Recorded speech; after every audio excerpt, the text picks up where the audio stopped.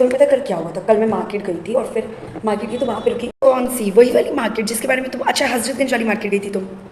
नहीं नहीं, मैं बताती हूँ आई मीन मुझे पता है, तो मुझे वो वाली दुकान की तुम बात कर रही हो ना, वो वाली जो शॉप थी। अरे यार मुझे तो पता ही था उसके बारे में, तुम नहीं जानती ना, मुझे बहुत अच्छे से पता है। Hello friends, welcome to my YouTube channel Bold Nilu. The video which you have seen just before few moments talks about this chapter only. So yes, we are discussing the chapter number 6. Don't interrupt others or finish their sentence of the book Don't Sweat the Small Stuff written by Richard Carlson.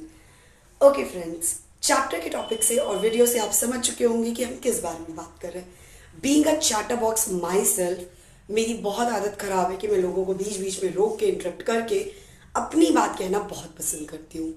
And friends trust me, this is the biggest blunder we do in conversations. Yes right, we do this not intentionally. Obviously मैं intentionally ये नहीं चाहती कि मैं किसी को रोकूं और उनसे कहूँ भाई आप चुप हो जाओ या बहन आप चुप हो जाओ और मुझे बोल लेने दो। Not like that, but it happens. आप अनइंटेंशनली ये चीज़ें करते हो एंड ये हैबिट आपको धीरे धीरे इनविजिबल हो जाती कि आप लोगों को उनकी कॉन्वर्जेशंस में इंटरप्ट कर रहे हो।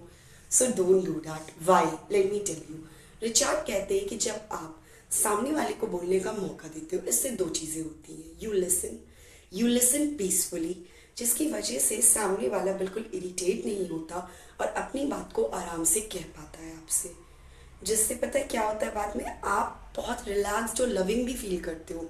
आप ये ट्राई करके देखो आज ही अपनी कॉन्वर्जेशन में, जब आप सामने वाले की बात चुप रह के सुनते हो and let the other person take their turn, so what happens, the conversation becomes so beautiful and you know the other person will respect you more. आपकी रिस्पेक्ट भी उसकी नज़रों में बढ़ जाएगी। आप ट्राई करके देखो। So for the next time if there is a habit of you like me interrupting others in the conversation or trying to just speak not understand or in a hurry, जिससे conversation बहुत जल्दी खत्म हो जाती है। ऐसा लगता है जैसे हम कोई स्पीच दे रहे हैं और हमें बिल्कुल समझ में नहीं आती सामने वाली बात, क्योंकि हम उस मोमेंट में टू माइंड्स पे वर्क कर रहे होते हैं। राइट, हम सामने वाले का दिमाग भी समझने की कोशिश कर रहे होते हैं और अपनी भी बात कहने की कोशिश कर रहे होते हैं।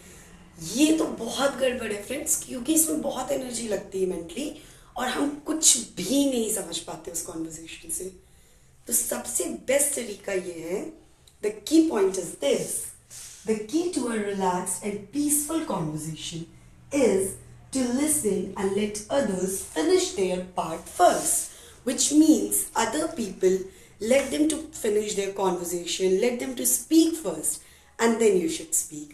And trust me दोस्तों, आप ये ट्राई करके देखो, it's so relaxing, number one. And number two is that you don't need to speak a lot. And you know, एक सीक्रेट बताती हूँ आपको, इससे पता है क्या होगा, सामने वाले के माइंड में क्या चल रहा है ना, आपको जल्दी पता चल जाएगा।